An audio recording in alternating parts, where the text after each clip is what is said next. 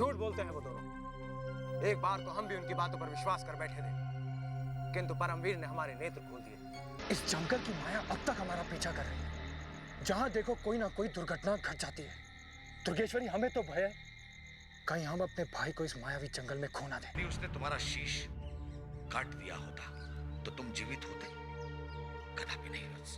यदि तुम्हारा शीश नहीं होता तो तुम उससे वार्तालाप कर सकते थे। मेरे गुरुदेव ही किसी को अकाल मृत्यु का श्राप दे सकते हैं, और तुमने यदि मेरे गुरुदेव के संदर्भ में कुछ भी उटपटांग कहा तो मैं तुम्हें अभी साक्षात मृत्यु के दर्शन करा दूंगा। सूर्य प्रताप! कौन धर्मी है? दुष्ट है! अपने ही हाथों अपने भाई का रक्त बहा दिया। किंतु एक मनुष्य को समाप्त करने के पश्चात किस दिशा की ओर जा रही है? मुझे अवश्य इसका पीछा करना चाहिए।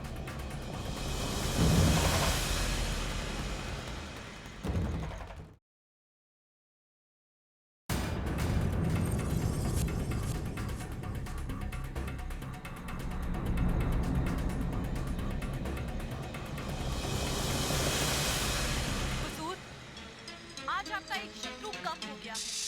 मैंने आपके परम शत्रु विजेंद्र प्रताप सिंह को सदैव के लिए मृत्यु के मुख में पहुंचा दिया है। ये तुमने क्या कर दिया निशाचरी? विजेंद्र प्रताप सिंह को हम जीवित पकड़ना चाहते थे, फिर तुमने हमारी आज्ञा के बिना उसे समाप्त करने की हिम्मत कैसे की? विजेंद्र प्रताप को हम तड़पा तड़पा कर समाप्त करना चाहते थे। मुझसे ये देखा नहीं जा रहा था हुजूर कि आपका एक शत्रु कदम कदम पर आपके साथ आंख मिचोली खेले। आपके कारागार से छूटने के पश्चात दुर्गेश्वरी ने उसे सहारा दिया था, और दुर्गेश्वरी का साथ पाकर वो अपने आप को अधिक शक्तिशाली समझ रहा था हुजूर। इसीलिए मैंने उसके प्राण खींच लिए। निशाचरी, यदि तुम्हें किसी के प्राण लेने ही थे तो उस दुर्गेश्वरी के लेती जिसने हमारे शत्रु का साथ दिया था।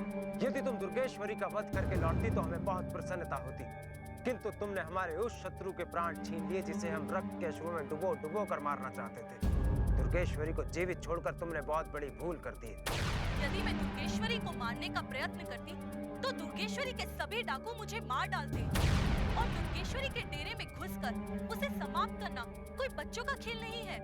जिस तरह तुमने दुर्गेश्वरी के डेरे में जाके विजेंद्र प्रताप को समाप्त किया, ठीक उसी तरह तुम दुर्गेश्वरी को भी समाप्त कर सकते थे। विक्रम की बात से मैं पूरी तरह सहमत हूँ। जब विजेंद्र प्रताप को मरता देख दुर्गेश्वरी कुछ न कर सकी तो स्वयं की रक्षा क्या करेगी? समझ नहीं आता कि निशाचरी ने विजेंद्र प्रताप से पूर्व दुर्गेश्वरी पर आक्रमण क्यों नहीं किया? मैंने कुंवर विजेंद्र प्रताप सिंह को अपनी शक्ति से नहीं अपितु छल से समाप्त किया है। मैंने अपना रूप बदलकर सूर्य प्रताप सिंह का रूप धारण कर लिया था, और सूर्य प्रताप सिंह के रूप में मैंने विजेंद्र प्रताप सिंह को खंजर से मार डाला। इसीलिए दुर्गेश्वरी और उसके सभी डाकू मेरा कुछ नहीं बिगाड़ सके। यदि मैं अपने वास्तविक रूप में उसे समाप्त करती तो अभी तक इन रूपनगर के जंगलों में दुर्गेश्वरी मेरी समाधि बना चुकी थी। इसका तात्पर्य ये हुआ कि एक भाई को दूसरे भाई को मारते देखकर दुर्गेश्वरी कुछ नहीं कर सकी। यदि तुम अपने वास्तविक रूप में होती तो कदाचित तुम्हारे जीवन संकट में पड़ सकता था। अपनी मृत्यु की आशंका भांपकर ही मैंने छल और मायावी शक्ति का सहारा लिया। इस जंगल में मैं आपके अलावा किसी और का राज चलते नहीं देख सकती हुजूर। कल तक इन जंगलों में सिर्फ आपका राज चलता था, किंतु बाहर के आए मनुष्य इस जंगल पर अपना कब्जा जमाना चाहते हैं, और दुर्गेश्वरी उनकी सहायता कर रही है।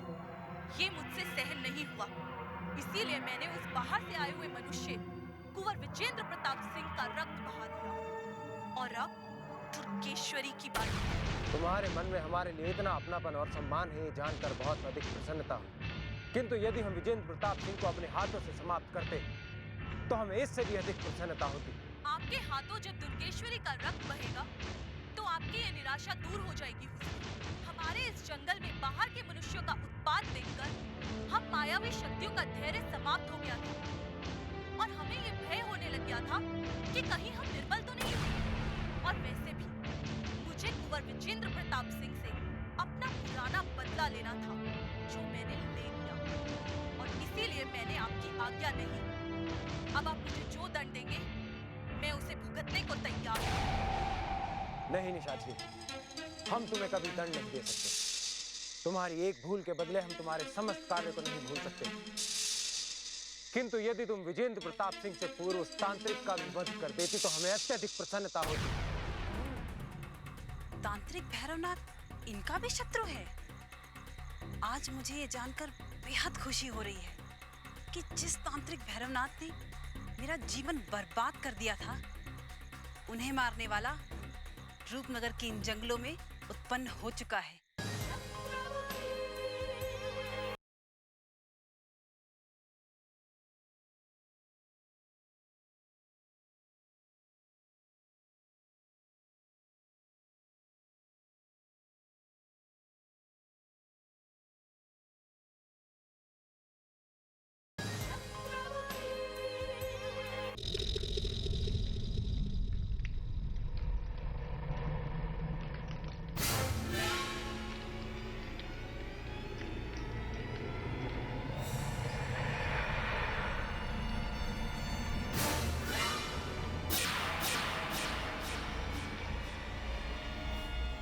वत्स शिव कुमार, हम जानते हैं तुम यहां क्यों आए हो। तुम उसके शाप से मुक्ति पाकर वापस मनुष्य के संसार में जाना चाहते हो।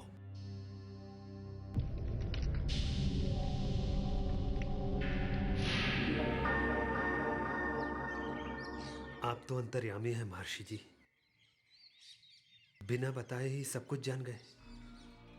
महर्षि जी, मैं और मेरा परिवार सर्प योनि के अभिशाप के कारण बहुत कष्ट उठा रहे हैं। इस मायावी जंगल में केवल आप ही हैं जो हमें उस कष्ट से मुक्ति दिला सकते हैं। महर्षि जी, कोई मार्ग दिखाइए। मनुष्य योनि में जाने के पश्चात मैं और मेरा परिवार जीवन भर आपकी पूजा करेंगे। बस तुम समय बीतने के पश्चात मिले हो और यही तुम्हारा दुर्भाग्य है। अब कुछ नहीं हो सकता। कुछ नहीं हो सकता? महर्षि जी, आप क्या कह रहे हैं? जब से हमने आपको देखा, हमें ऐसा लगा जैसे साक्षात भगवान हमारे वन में उतर आए। महर्षि जी, यदि आप चाहें तो आप अपनी शक्तियों से हमें उस पाखंडी के श्राप से मुक्त करा सकते हैं। यदि ये हमारे वश में होता वत्स, तो हम तुम्हें आज इसी क्षण इस शाप से मुक्ति दिलवा देते, किंतु भैरवनाथ की शक्तियों के सम्मुख हम विवश हैं। महर्षि जी, हमारा भाग्य बदले या ना बदले, किंतु मैं उस पापी का भाग्य अवश्य बदल दूंगा। उसे उसके उद्देश्य में सफल नहीं होने दूंगा मैं। ये मेरी प्रतिज्ञा है। महर्षि जी, मुझे आज्ञा दीजिए।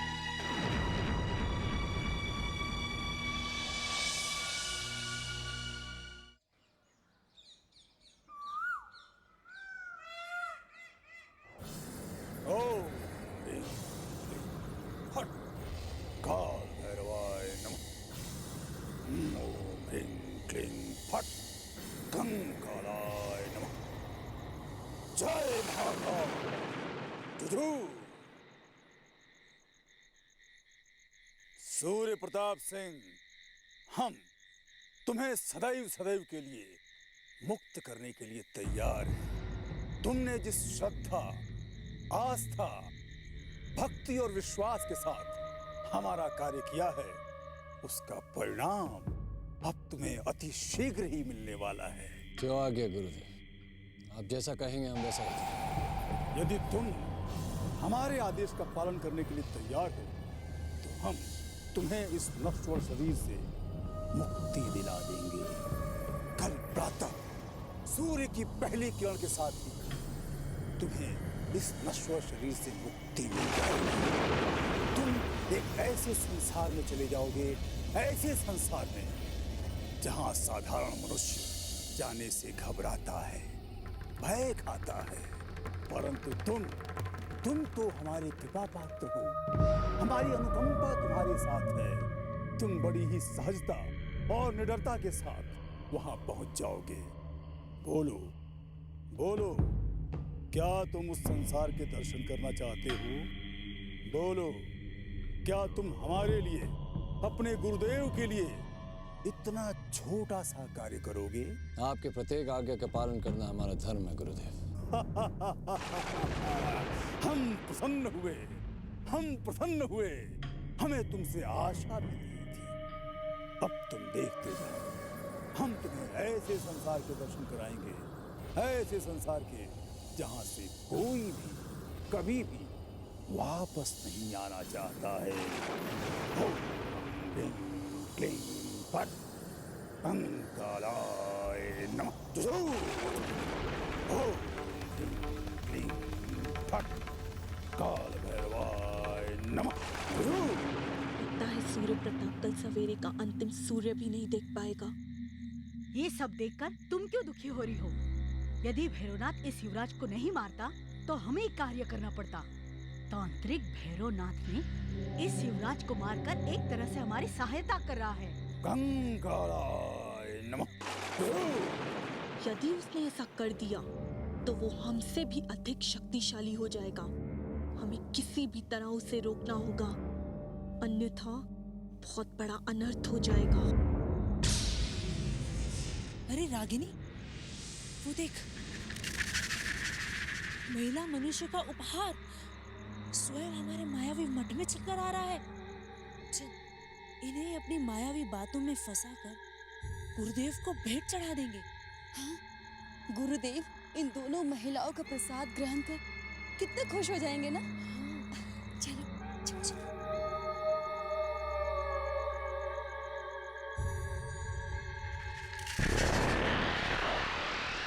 आप दोनों कौन हैं? डरो नहीं, ये हमारे गुरुदेव का मठ है। यहाँ छुपकर क्या देख रही थी? हाँ, चाहो तो भीतर चलकर गुरुदेव के दर्शन कर लो। नहीं नहीं, हम तो जंगल में लकड़ियां चुनने आई थी। अचानक हमारी दृष्टि उस बाबा पर पड़ गई, तो हम ऐसे ही देखने के लिए ठहर गए। हम चलते हैं। अरे नहीं नहीं, आप बाबा के दर्शन किए बिना यहाँ से कैसे जा सकती हैं? एक बार बाबा की दृष्टि जिस पर पड़ जाती है वह स्वयं उनका भक्त बन जाता है। अब उस युवराज को देखो, कुछ दिनों पूर्व ही वो हमारे बाबा की शरण में आया था और आज हमारे गुरुदेव का सबसे बड़ा भक्त है। देखो तो किस अबोध बालक की तरह हमारे गुरुदेव के प्रवचन सुन रहा है। क्या आप दोनों ऐसे अलौकिक संसार में जाना पसंद करेंगी?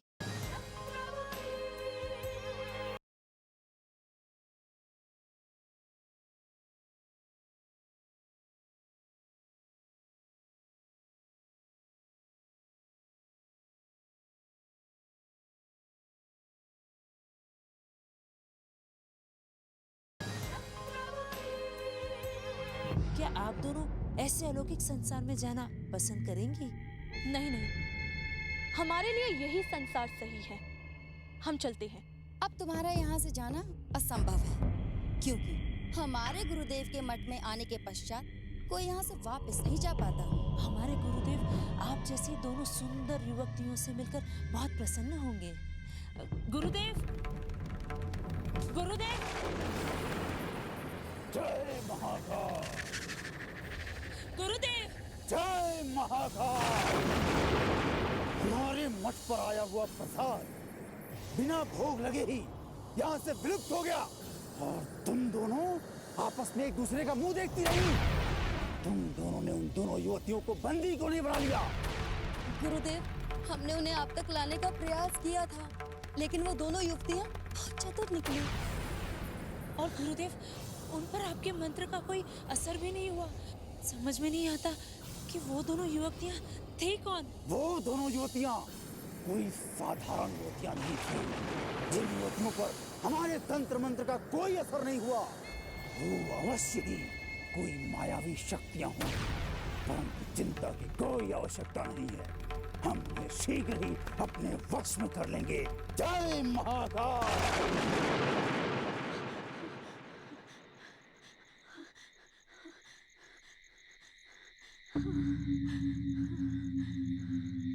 बाल बाल बच गए। यदि वहां से भागने में हम एक क्षण की भी देरी और कर देते तो तांत्रिक भैरवनाथ हमें भी सूर्य प्रताप और लोहा सिंह की तरह अपने वश में कर लेता। यदि ऐसा हो जाता तो हम भी मनुष्य की खोज में भटक रहे होते। तांत्रिक भैरवनाथ ने न जाने कितने मनुष्यों को अपना बंधक बनाया होगा। उसने कितने ही मनुष्य को अपना बंधक बना लिया है और कितने ही मनुष्य मृत्यु को प्राप्त होने वाले हैं, किंतु वो बेचारों को ये नहीं पता कि वो भैरवनाथ को अपना भगवान समझकर उनके आदेश का पालन कर रहे हैं। यदि मैं चाहूं तो उन बंधकों को तांत्रिक भैरवनाथ के चंगुल से छुड़ाकर अपना सेवक बना सकती हूँ। हाँ? ये क्या कह रही हो निशाचरी? तांत्रिक भैरवनाथ के बंधक मनुष्यों को अपना सेवक कैसे बना सकती हो?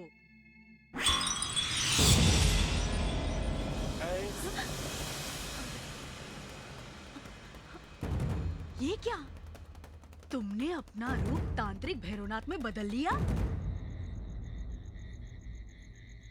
रागिनी, ये क्या? गुरुदेव मठ से दूर यहाँ?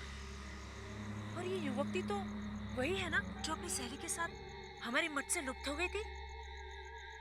हमारे गुरुदेव अंतर्यामी हैं। वो जब चाहे जहाँ चाहे वहाँ पहुँच सकते हैं।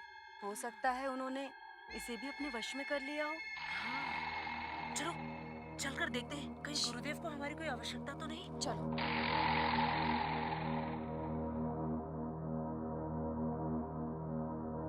प्रणाम गुरुदेव।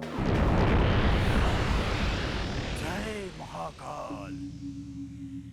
रूपिणी और रागिनी, हमने तुम्हें मनुष्यों को पकड़कर हमारे समक्ष लाने के लिए कहा था, परंतु ये क्या, तुम खाली हाथ हमारे पास कैसे आ गई? आश्चर्य है गुरुदेव, हम तो मनुष्य की खोज में ही निकले थे, किंतु आप तो सूर्य प्रताप सिंह के साथ मठ में तंत्र साधना कर रहे थे और आपको यहाँ अचानक देखकर हम आश्चर्यचकित रह गए, इसलिए यहाँ चले आए। रूपिणी, ये तो हमारी तांत्रिक शक्तियों का चमत्कार है। हम पवन के झोंके की तरह यहाँ से वहाँ और वहाँ से यहाँ आ और जा सकते हैं।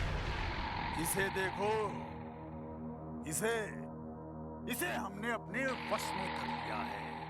ये वही युवती है ना जो हमारे मठ से हमारी आंखों में धूल झोंककर भागने का प्रयत्न कर रही है।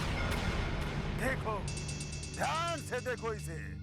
हमने इसे सदा सदा के लिए अपनी दासी बना लिया है। वो तो हम देख ही रहे हैं गुरुदेव, किंतु इसके साथ वो जो दूसरी युवती थी वो कहाँ गई? वो दूसरी युवती वो भी यहीं कहीं आसपास ही होगी। हम उसे भी शीघ्र पकड़ लेंगे, परंतु तुम्हें हम एक आदेश देते हैं। अब तुम जिस मनुष्य को भी पकड़ो उसे इस युवती अर्थात कोमलिका को सुपुर्द कर दो। उसके सुपुर्द? किंतु गुरुदेव, आपने तो कहा था कि हमारी जान में फंसने वाले प्रत्येक मनुष्य को आपके सुपुर्द किया जाए। रूपिणी, हम तत्काल प्रभाव से अपने पूर्व आदेश को निरस्त करते हैं। अब तुम जिस मनुष्य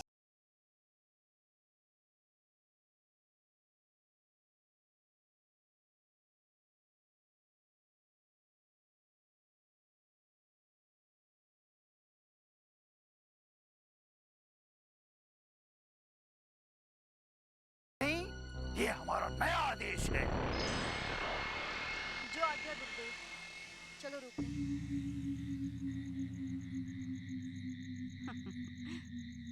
देखा कोमलिका, तांत्रिक भैरवनाथ की शिष्याओं को मैंने कैसा चकमा दिया।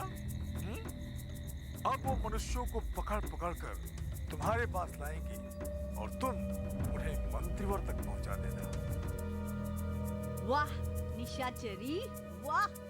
चतुराई में तुमसे अधिक तो कोई हो ही नहीं सकता। एक तीर में दो शिकार। मंत्रीवर की सुनी कारागार भी अब मनुष्यों से भना आरंभ हो जाएगी, लेकिन भैरवनाथ को हानि पहुंचाना निश्चित हो गया है। यदि किसी तरह लोहा सिंह भैरवनाथ के वश से बाहर निकल जाए तो मंत्रीवर बहुत प्रसन्न हो जाएंगे। कोमलिका, मंत्रीवर को प्रसन्न करने के लिए तो मैं अपने प्राण भी दे सकती हूँ। देखते हैं देखते हैं लोहा सिंह हमारे वश में होता है या नहीं।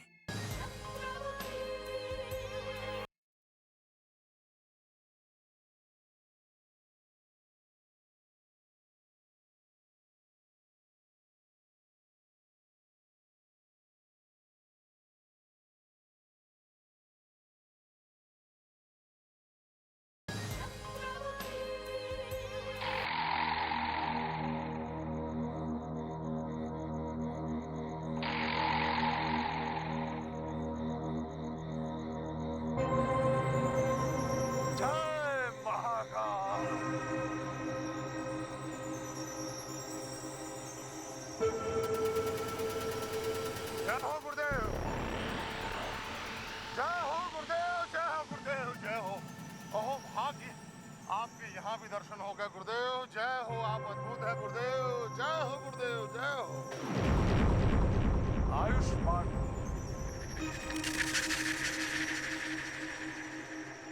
विजयी भव, विजयी भव। चाचा, ये अचानक हमारे खेमे में क्या हो रहा है? ये तांत्रिक यहाँ कहाँ से आ गया? और कोमलिका इसके साथ मित्रों की तरह व्यवहार क्यों कर रही है? कोमलिका के साथ साथ लोहा सिंह भी उस तांत्रिक के आगे नतमस्तक हो गया है मंत्रीवर। देखिए कैसे उसके पैरों में गिरा जा रहा है। लगता है उस तांत्रिक ने निशाचरी को कोई नुकसान पहुंचा दिया है, अन्यथा अब तक वो यहाँ आ गई होती। कहाँ है हमारी मायावी शक्ति? उठो लोहा सिंह, उठो। कोमलिका, हमारा दास, हमारा भक्त लोहा सिंह, हमने क्या कहा था? आगे आगे देखती जाओ, हमने जो कहा था वही वही होगा। जाओ। जो आज्ञा गुरुदेव। आपने लोहा सिंह के होते हुए व्यर्थ यहाँ आने का परिश्रम किया। मैंने आपकी आज्ञा अनुसार पर्याप्त मनुष्यों की व्यवस्था कर ली, किंतु प्रातः मैं सूर्योदय की प्रतीक्षा कर रहा था। देखिए, चारों ओर मनुष्य ही मनुष्य। ठहरो, अभी इसकी आवश्यकता नहीं है। उचित मुहूर्त के आते ही हम तुम्हें सूचना देंगे, फिर इन्हें ले आना। ये सब क्या हो रहा है कोमलिका? हमारी कुछ समझ में नहीं आ रहा है। जो भी कुछ हो रहा है हमारे लिए बहुत अच्छा हो रहा है मंत्रीवर। आप जिसे देख रहे हैं वो तांत्रिक नहीं, वो निशाचरी है, हमारी निशाचरी। निशाचरी? इसका तात्पर्य ये हुआ कि निशाचरी ने ये मायावी छल हमारे हित में ही किया होगा। शीघ्र है, बताओ उसकी योजना क्या है? निशाचरी ने तांत्रिक भैरवनाथ की 2 कपटी सेविकाओं को हमारे लिए मनुष्य पकड़ के लाने के कार्य में लगा दिया है। क्या इतना कठिन कार्य निशाचरी ने चुटकी बजाते ही कर दिया? किंतु हमारी समझ में ये नहीं आ रहा है कि निशाचरी यहाँ भैरवनाथ का रूप धारण करके लोहा सिंह से क्या बातें कर रही है। लोहा सिंह को अपने वश में करने की योजना बना रही है। आप शीघ्र चलिए हमारे साथ। आपको देखते ही निशाचरी भय खाने और महागुरु मानने का नाटक करेगी। बस इसके पश्चात आप देखिए कि किस तरह लोहा सिंह होश में आता है। निशाचरी ने अपने स्वामी भक्ति का प्रमाण दे दिया है मंत्री को। शीघ्र चलिए, कहीं वास्तविक तांत्रिक भैरवनाथ को पता न चल जाए। हमें किसी भी अशुभ संकेत से पहले लोहा सिंह को वापस अपने वश में कर लेना चाहिए। निशाचरी जरूर कोई शुभ संकेत लेकर। चलिए चलो। आओ महारथी, आओ और हमारे महान गुरुदेव के चरणों में अपना जीवन समर्पित कर दो, क्योंकि अब तुम लोगों का अंतिम समय निकट आ गया है। स्मरण कर लो अपने पिता पितामह को, दैत्य आकाश में बैठे तुम्हारी प्रतीक्षा कर रहे हैं। ये सब क्या नाटक है भैरवनाथ? तुमने इस मूर्ख पर क्या जादू कर दिया है जो ये हमें नेत्र दिखाने का दुस्साहस कर रहा है? महागुरु, आपके दर्शन हो गए, हम धन्य हो गए। आपको ढूंढते हुए हम मारे मारे फिर रहे थे। हमें तो आज भी विश्वास नहीं हो रहा है कि हमें आपके चरणों में स्थान मिल गया है। आप धन्य हैं, आप धन्य हैं, आपकी जय हो। क्षमा कर दीजिए महागुरुदेव, मुझे क्षमा कर दीजिए, मुझे क्षमा कर दीजिए, मुझसे बहुत बड़ी भूल हो गई है। मुझे क्षमा कर दीजिए, मुझसे भूल हो गई। भैरवनाथ को हमारे चरणों में गिड़गिड़ाते देखकर तुम्हें पसीना आ गया लोहा सिंह? हमारा सेवक होने के पश्चात हमसे नजरें मिलाने का साहस कर रहा था। इसे मेरा नहीं इस दुष्ट भैरवनाथ का कसूर है कि तो मुझे होश आ गया है। मैं भला आप जैसे देव पुरुष के विरुद्ध कैसे अपशब्द कह सकता हूँ? इसी ने मुझे आपके विरुद्ध भड़काया था, किंतु अब मैं इस काले सर्प की दोनों हरी आंखें। मुझे क्षमा कर दो लोहा सिंह, मुझे क्षमा कर दो। हमसे अनजाने में भूल हो गई। इसे क्षमा कर दो लोहा सिंह, किंतु भैरवनाथ से जो भूल हुई है उसकी सजा तो इसे मिलेगी। आज के पश्चात तुम भैरवनाथ के किसी भी आदेश का पालन नहीं करोगे। हम लोहा सिंह को कभी भी कोई आदेश नहीं देंगे। हमें क्षमा कर दीजिए महागुरु, क्षमा कर दीजिए। हमें सारा जीवन आपके चरणों में व्यतीत करना है। अब हमें अपने चरणों में स्थान दे दीजिए महागुरु, स्थान दे दीजिए। हमने तुम्हें क्षमा किया भैरवनाथ, किंतु आज के पश्चात ऐसा अपराध फिर ना हो। बहुत समय के पश्चात आपकी सेवा करने का अवसर मिलेगा मंत्रीवर। मुझे आदेश दीजिए कि किसे परलोक पहुंचाना है। समय आने पर हम तुम्हें उनके नाम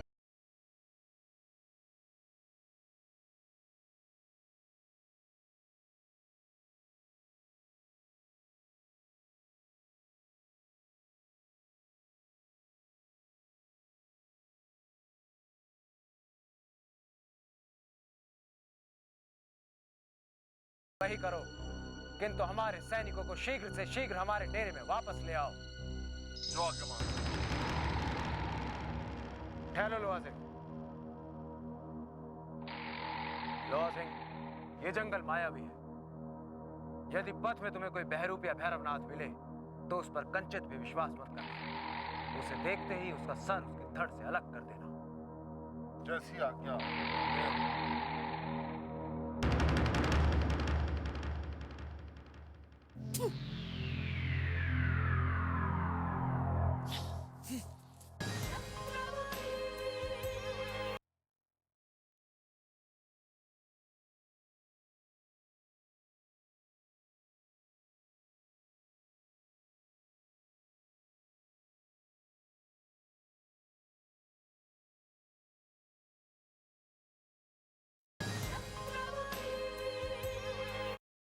हमें तुम पर गर्व है निशाचरी। तुमने हमारे नए शत्रु से हमें परिचित करा दिया। अब हम उसे देखते ही समाप्त कर देंगे, या फिर हमारा ये कार्य लोहा सिंह पूर्ण करके ही लौटेगा। अब तुम अपने वास्तविक रूप में आ सकती हो। आपके मुख पर प्रसन्नता के भाव देखकर मुझे बहुत आनंद प्राप्त हो रहा है। आज मुझे मेरी तपस्या का फल मिल गया। यदि तांत्रिक भैरवनाथ पर काल आ गया होता तो वो लोहा सिंह से अवश्य मिलेगा और आपका शत्रु आपसे मिलने से पहले ही परमात्मा को प्राप्त हो जाएगा।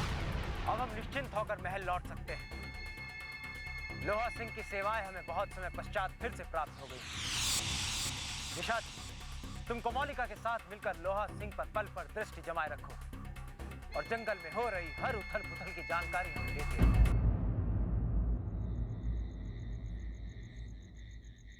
आपने हमें याद किया हुजूर। हम तुम दोनों के कार्य से बहुत प्रसन्न हैं और हमें पूर्ण विश्वास है कि हमारे पीछे से रूपनगर के वनों का कार्यभार तुम भली भांति संभाल लोगे। आपने हमें इस लायक समझा, इस बात की हमें बहुत प्रसन्नता है हुजूर। आपके एक संकेत पर हम आपके किसी भी शत्रु का क्षण भर में वध कर सकते हैं। हम इस बात को भली भांति परख चुके हैं। हमारे भाई परमवीर के किसी गुप्त स्थान पर चले जाने के पश्चात हम बहुत अकेले हो गए थे, किंतु तुम्हारी स्वामी भक्ति देखकर हमें पूर्ण विश्वास हो गया है। अब तुम दोनों हमें अपने भाई के समान ही लगने लगे हो। आपने हमें एक भाई का सम्मान दिया है, ये जानकर हमारी छाती गर्व से चौड़ी हो गई है। आपके शरीर से गिरे पसीने की एक बूंद पर हम अपने शरीर से रक्त की धार बहा देंगे हुजूर। तुम्हारे इन शब्दों से हमारे भीतर का विश्वास लौट आया है। अन्यथा एक साथ इतने सारे शत्रुओं और संकटों का सामना करते करते हम अपना धैर्य खो बैठे थे। रूपनगर के जंगल में छिपे हमारे समस्त शत्रुओं के सांसों की डोर तुम्हारे हाथों में सौंपकर हम कुछ दिनों के लिए महल लौट जाना चाहते हैं। आप हमें जो भी कार्य देंगे वो अवश्य पूर्ण होगा। जब तक आपके शत्रुओं को समाप्त नहीं कर लेते तब तक हम दोनों चैन से नहीं बैठेंगे। यदि तुम जैसे योद्धा हमें पहले मिल गए होते तो हमें अपना सिंहासन कभी नहीं छोड़ना पड़ता। सिंहासन छोड़ने के बाद हमें बहुत सारी समस्याओं का सामना करना पड़ा है।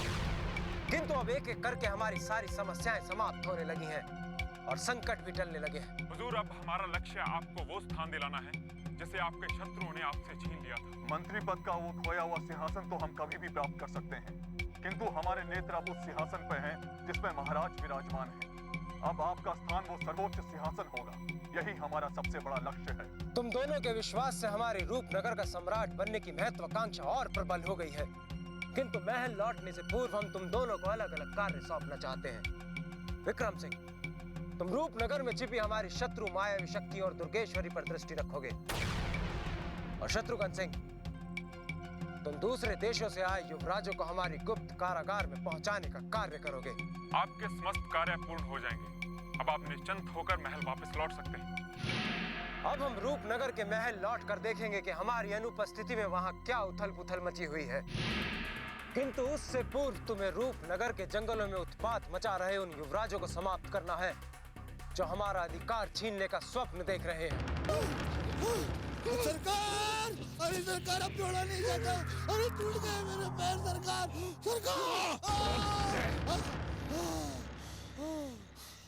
इस और चलो। सरकार, ये जंगल तो एक से बढ़कर एक महारथियों से भरा हुआ है। एक गुरु तो दूसरा महागुरु। अरे जिस तांत्रिक को हम महाशक्तिशाली समझ के उसके आदेश का पालन कर रहे थे, अरे यहाँ तो उसका भी गुरु बैठा हुआ है। तुम ठीक कह रहे हो सरावर, हमने स्वयं अपने नेत्रों से देखा है जिस प्रकार वो तांत्रिक अपने महागुरु के चरणों पे लौट रहा था। अरे ऐसा प्रतीत हो रहा था जैसे वो अपने महागुरु से दया की भिक्षा मांग रहा हो। सरावर, क्या तुम्हें लगता है कि हमें ऐसे निर्बल तांत्रिक के लिए मनुष्यों को ला ला कर इकट्ठा करना चाहिए? नहीं नहीं नहीं सरकार, नहीं, कदापि नहीं। अरे जो तांत्रिक किसी और के पैरों पे अपना शीश रखकर दया की भिक्षा मांग रहा हो, अरे उसका कार्य करके हम अपना समय व्यर्थ कर रहे हैं। उस तांत्रिक ने हमें मूर्ख बनाया सरकार। सरावर, हम देख रहे हैं कि तुम मूर्ख बनने के बाद ही समझ पाते हो कि तुम मूर्ख बन रहे हो।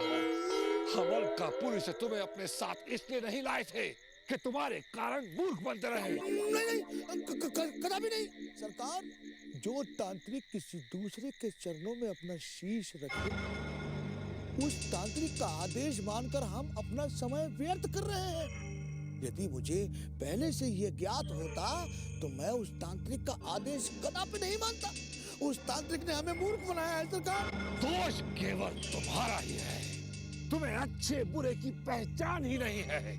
यदि तुमने उस तांत्रिक को अच्छी तरह परख लिया होता तो हम इस समय इस जंगल में इस तरह भटक नहीं रहे होते। भूल हो गई सरकार, भूल हो गई। यदि इस जंगल में आगे चल के हमें कोई दूसरा तांत्रिक मिला तो मैं पहले उसे जांचूंगा, परखूंगा, फिर आपसे भेंट कराऊंगा। बस सरावर, बस। अब हम किसी तांत्रिक से नहीं मिलना चाहते, किसी की सूरत तक नहीं देखना चाहते। हमारा लक्ष्य था राजकुमारी चंद्रमुखी से विवाह करना, किंतु उनके इस मार्ग में न जाने हमें कितनी भयानक भयानक आत्माओं के दर्शन करने पड़े। समझ में नहीं आता कि ये सब कब समाप्त होगा और कब हम अपने लक्ष्य तक पहुंच पाएंगे। सरकार, मैंने इस धूर्त तांत्रिक से छुटकारा पाने का एक उपाय सोचा है। यदि आप आज्ञा दें तो बताऊं? बताओ, किंतु याद रहे, यदि कोई मूर्खता से भरा उपाय बताया तो ये तुम्हारा आखिरी सुझाव होगा। नहीं सरकार, नहीं। मैंने तो समझदारी का कदम उठाने की चेष्टा की है। यदि हम इस तांत्रिक के गुरु से जाकर मिल जाएं, तो हमारा उद्देश्य भी पूर्ण हो जाएगा और हमें इस धूर्त तांत्रिक से छुटकारा भी मिल जाएगा।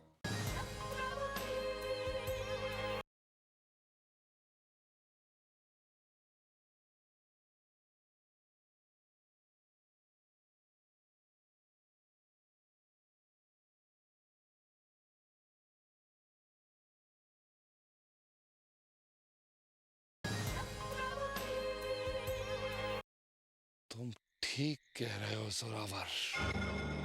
यदि हम उस महागुरु के चरणों में चले गए तो हमें इस धूत तांत्रिक से छुटकारा मिल जाएगा और रूपनगर का मार्ग भी मिल जाएगा। अब हम केवल उस महागुरु का ही आदेश मानेंगे। सरकार, लेकिन हम तो उस स्थान से बहुत दूर निकल आए हैं। यदि पीछे पलट कर गए तो कोई ना कोई संकट अवश्य मिलेगा, फिर गिर जाएंगे। अब जो होगा देखा जाएगा। हमें तो ये समझ में नहीं आ रहा कि हम वहां से भागे ही क्यों। हमें तो तभी उस तांत्रिक के चरणों में शरण ले लेनी चाहिए थी। भागने का तो ऐसा है सरकार कि आप भागे तो मैं भी आपके पीछे पीछे भाग लिया, किंतु अभी भी समय है। चलिए चलते हैं। ठीक है, चलो महागुरु के पास चलो। चलो चलो जल्दी भागो।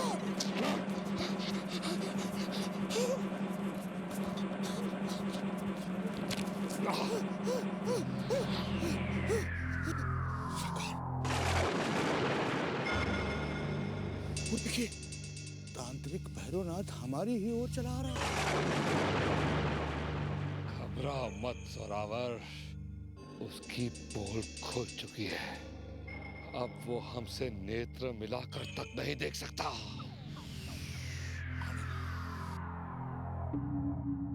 जय महाकाल। तुम दोनों जंगल में इधर उधर निरुद्देश्य क्यों भ्रमण कर रहे हो? अभी तक तुमने एक भी मनुष्य को पकड़कर हमारे समक्ष प्रस्तुत नहीं किया है। क्यों? हम पूछते हैं क्यों? तुम दोनों गूंगे बहरे हो गए हो क्या? सुनो नहीं? उत्तर दो। नहीं, अब हम तुम्हारा कोई भी कार्य पूर्ण नहीं करेंगे। कार्य तो दूर, अब हम तुम्हारी सूरत तक नहीं देखेंगे। हाँ? क्या? तुम्हारा इतना दुस्साहस? तुम्हारी बुद्धि तो भ्रष्ट नहीं हो गई है? दुनिया के महान तांत्रिक भैरवनाथ का आदेश ठुकराने का साहस इस संसार में कोई भी नहीं कर सकता है। बताओ, हमारे आदेश का पालन क्यों नहीं किया? और हम तुमसे दोबारा और अंतिम बार कह रहे हैं निर्बल तांत्रिक कि हम तुम्हारे किसी आदेश का पालन नहीं करेंगे।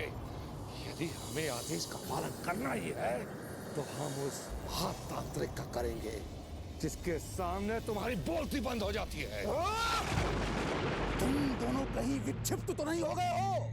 रूपनगर के इस जंगल में ऐसा कौन सा तांत्रिक आ गया है जिसे तुम महातांत्रिक की संज्ञा से विभूषित कर रहे हो? स्मरण रखो, इस समस्त संसार में हमसे बड़ा, हमसे महान, हमसे शक्तिशाली तांत्रिक पैदा हो ही नहीं सकता। हाय हाय हाय, डींगे तो बहुत बड़ी बड़ी हाँकते हो हमारे सम्मुख, और दूसरे तांत्रिक के पैरों में अपना शीश रख के लूटते हो। सरकार, ये ढोंगी पाखंडी नाटकबाज है। अरे इसके मुंह रखना अपना समय नष्ट करने के समान है। चलिए हम चलते हैं महातांत्रिक के पास।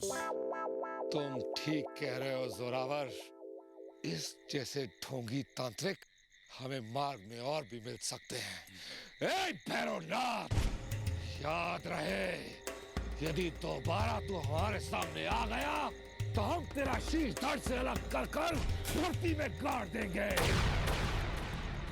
चलो जोरावर चलो। भैरवनाथ, हम कहते हैं ठहर जाओ, अन्यथा हम अपनी मायावी मंत्र शक्ति से तुम्हें भस्म कर देंगे। ओम ह्रीं क्लीं फट कंकालाय नमः। चलो।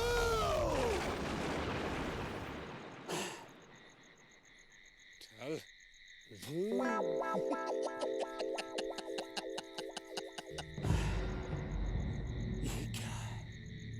ये क्या? आज हमारी मायावी शक्तियां प्रभावी नहीं हो रही हैं।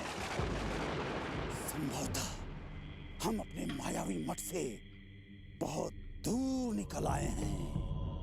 हाँ, यही कारण हो सकता है। आज हमारे दोस्त हमारी आज्ञा का उल्लंघन कर रहे हैं। अवश्य ही कोई मायावी शक्ति रूपनगर के इस जंगल में प्रवेश कर चुकी है, जो हमें दुनिया के महान तांत्रिक अघोरी भैरवनाथ की शक्तियों को चुनौती दे रही है। हमें शीघ्र पता लगाना होगा कि ये शक्ति कौन सी है और उसका समूल विनाश करना होगा। जय महाकाल। ये तो